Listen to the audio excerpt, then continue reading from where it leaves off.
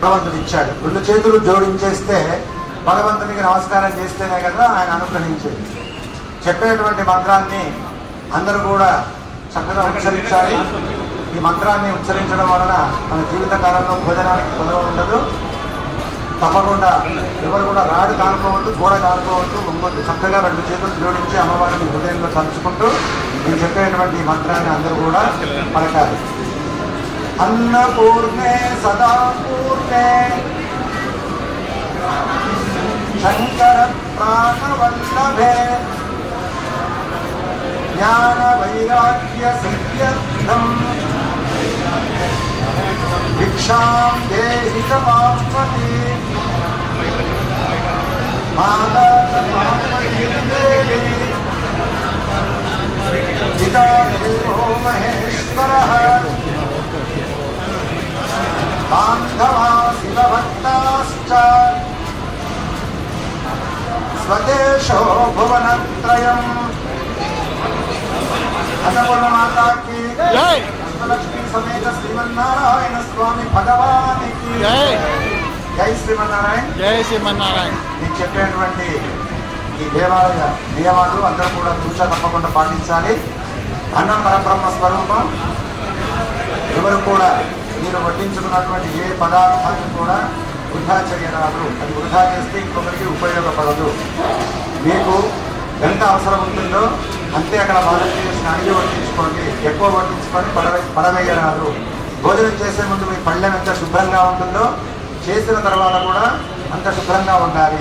భోజనం తర్వాత ఈ పళ్ళెము గ్లాసు ఏర్పాటు చేసినటువంటి ప్రత్యేకమైన స్థలం వాష్ బేసిన్ దగ్గర పెట్టాలి.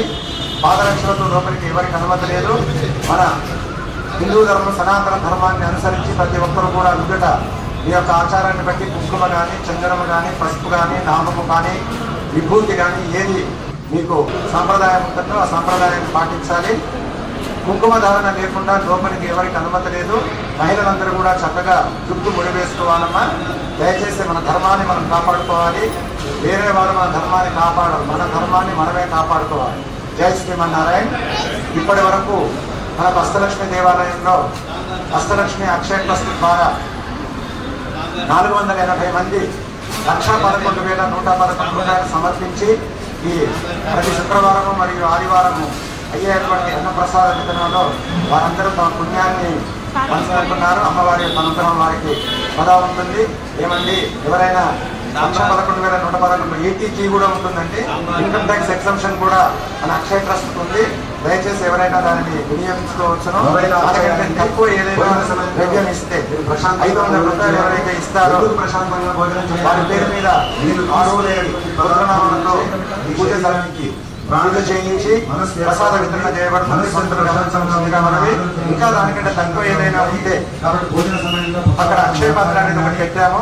50 రూపాయలు చెల్లించి టోకెన్ పొంది మీ చేతనే సహస్రాల చేత బియ్యాన్ని దాంట్లో పోయిస్తారు.